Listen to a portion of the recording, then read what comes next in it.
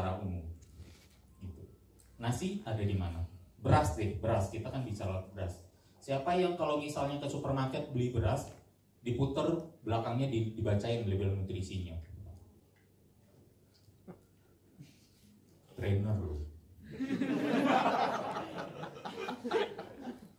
Nah ini gitu loh. Nah dibaca biar kita ngerti. Minimum bukan buat hafalnya, tapi kalau biasa kalau kita memang pemerhati di bidang nutrisi, ya kita mau nggak mau jadi yang begini makanan sehari-hari.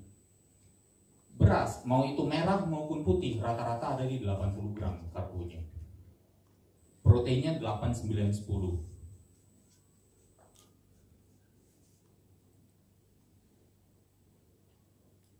Merah dan putih sama, yang beda hanya apa? Mungkin seratnya sedikit lebih tinggi di merah. Nah ini yang akhirnya menjadi kendala. Orang waktu diet, kita bicara praktek-prakteknya. Yang dikira beras kalian atau nasi yang kita kenal merah biasa atau putih yang lebih bagus? Merah. Yang lebih sehat? Merah. Nah merah. Nah karena lebih bagus, pertanyaannya boleh makan banyak? Nah itu kan, oh yang makannya oatmeal lebih bagus, makanya lebih banyak. Roti gandum lebih bagus, makanya lebih banyak. Akhirnya gagal lagi di situ, ketemunya selalu di karbo. Gitu. Jadi kita mainnya di sana. Waktu kita ketemu 40%, 45% karbo pun, nanti sebenarnya pas prakteknya itu hanya untuk kita mengetahui jumlahnya kira-kira berapa banyak. Nanti kita makan lebih banyak di mana, penuhinya, dan kita baru tahu susahnya seperti apa.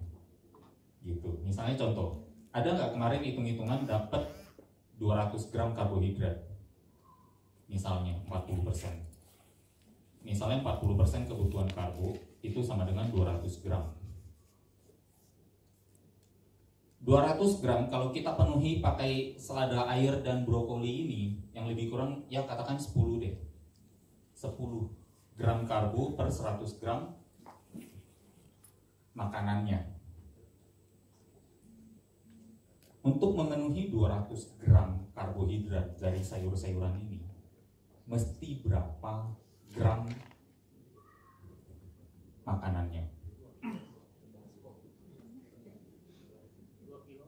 2 kilo dikali 10 kan? 10 ke 100. Jadi kalau kita paralel untuk dapat 200 di sini, ini kali berapa? Kali 20 kan? Ini berarti kali 20. 2 kilo. Siapa yang makan 2 kilo sayuran sehari? Nggak ada. Nah dari situ kita akhirnya baru bilang, oh ya cut-nya di situ. Kita meraih defisit kalorinya dari karbohidrat. Gitu. Jadi dengan mengurangi kalau karbohidrat yang kadar konten per gramnya memang lebih tinggi, yang glisemiknya lebih tinggi juga, kita memilih yang glisemiknya lebih rendah, dan sekaligus secara umum kandungan gram karbohidrat per bobot makanannya juga lebih rendah. Gitu. Dari situ yang kita dapat namanya volume makanan besar, kalorinya rendah, kita makan lebih sering, atau kita bisa makan lebih padat, lebih kenyang, tanpa merasa lapar gitu. Karena volume makanannya lebih banyak. Kita memang waktu hitungnya kita nyari dulu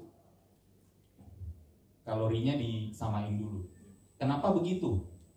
Nah, kalau kita kalorinya kita dari awal udah kita bikin defisit dulu, baru kita hitung totalnya semua, tiga-tiganya protein, karbohidrat, lemaknya turun semua nggak?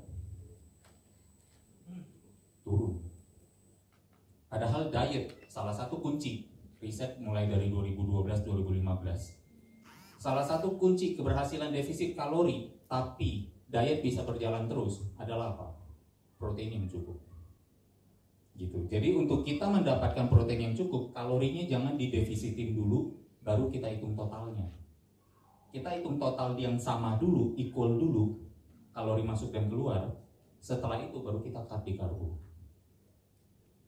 Karena apa? Di saat itu protein dan lemaknya tidak terkorbankan turun kalorinya. Gitu. Ngerti nggak? Dari angka yang lebih kecil.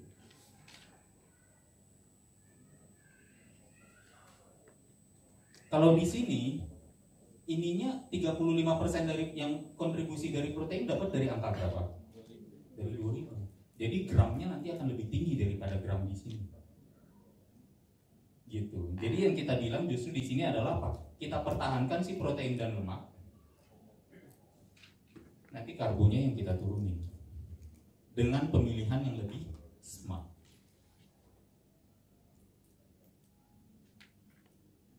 Bingung? Tambah bingung?